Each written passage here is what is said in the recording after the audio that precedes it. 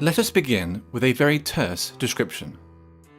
Cultural Marxism is a broad term which refers to the advocacy and application of critical theory, and more generally to the cultural, political, and academic influence of certain elements within the contemporary left. The roots of cultural Marxism are to be found in what is commonly known as the Frankfurt School. The term arose informally to describe the thinkers affiliated or merely associated with the Frankfurt Institute for Social Research at the Goethe University in Frankfurt, Germany during the interwar period. Critical of both capitalism and Soviet socialism, they sought to address the perceived shortcomings of classical Marxism in the pursuit of societal change. Their work came to be referred to as critical theory. Defining or categorizing critical theory is exceptionally difficult, for it pertains to a broad, almost disparate set of ideas, individuals, and approaches. The underlying and enduring aspect of critical theory, common to all its offshoots, nonetheless, is the creation of interdisciplinary theories that might serve as instruments of social transformation. During the 1960s, the Frankfurt School critical theory gained traction with some segments of the left-wing and leftist thought in both Europe and North America. Today, its influence is felt throughout Western academia, dominating the social sciences and humanities. Gender studies and whiteness studies being two such examples. One of the most influential critical theorists and an original member of the Frankfurt School was Herbert Marcuse. A cursory glance at any paragraph written by Marcuse will set alarm bells ringing for anyone even remotely familiar with the current culture of intolerance on college and university campuses. Consider the following passage from his 1965 essay, Repressive Tolerance. The small and powerless minorities which struggle against the false consciousness and its beneficiaries must be helped.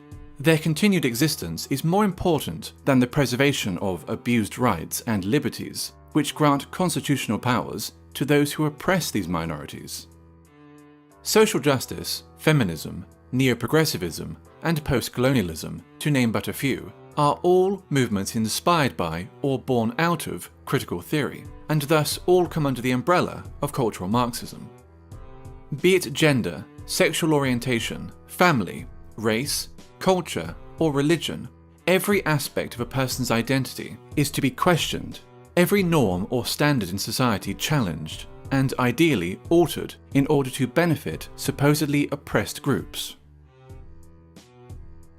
Classical Marxism saw class conflict as occurring between the bourgeoisie and the proletariat, between the haves and the have-nots.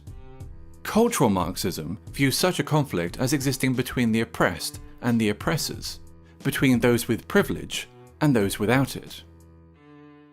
The working class has been replaced by minorities. Majority groups are typically defined as privileged and oppressive, with minority groups accordingly labelled underprivileged and oppressed. Heterosexuals are oppressive. Cisgender people are oppressive. Whites are oppressive, especially white men. Christians are oppressive. Those that do not fit into these groups are thus considered oppressed. It stands to reason, therefore, that if heterosexuals are oppressors, the solution is to encourage other forms of sexuality. If whites are oppressors, the solution is racial diversity. If cisgender people are oppressors, the solution is to encourage transgenderism. If Christians are oppressors, the solution is to propagate Islam. Theodor Adorno, another original member of the Frankfurt School, wrote a book entitled The Authoritarian Personality, in which he defined parenthood, pride in one's family, Christianity, adherence to traditional gender roles and attitudes towards sex, and the love of one's own country as pathological phenomena. This tendency to pathologize opinions and life patterns, which are not in accordance with its own political ends, is characteristic of cultural Marxism. Differing views are thus described as irrational fears or phobias.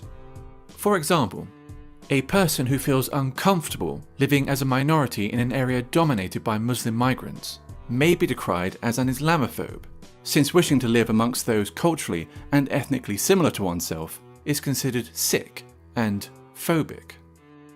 When Pakistani Muslims living in Britain, by contrast, show in-group preference, converting entire sections of a town or city into a mini Pakistan, there is no sickness, no phobia, only multiculturalism. 20 years ago, there were no Pakis here, no one was doing nothing. But now, the Pakis have made a stamp, man, trust, you know what I mean? Now, think 20 years ahead, boy, fuck knows, man, this is going to be Pakistan. Or England, it's going to be Pakistan, man. They're all fucking shipping over. A popular and propagandist manifestation of cultural Marxism is political correctness, in which media channels and social scientists make it a mandatory exercise to do the following. Question common language. Illegal immigrants, for example, are to be referred to as undocumented migrants, while ethnic discrimination is referred to as affirmative action. Their ambition to define and redefine words can be seen as a means of controlling the discourse and altering cultural norms. Racism and sexism have been redefined as a product of prejudice plus power, which leads to such ridiculous statements as, "There's no such thing as sexism against men," and "I, an ethnic minority woman, cannot be racist or sexist towards white men." Maintain an unwaveringly favourable view of groups which are marked as being oppressed. Islam is a religion of peace. Black Lives Matter is a peaceful, legitimate protest movement. Feminism is only about equality, and so forth. No deviation from the aforementioned narrative will be entertained, ever, nor will criticism. While communism, as Marx envisioned it, offered the resolution of class conflict in a utopian social system, all that cultural Marxism offers is a desolate form of eternal warfare between ever more narrowly defined groups of offended minorities.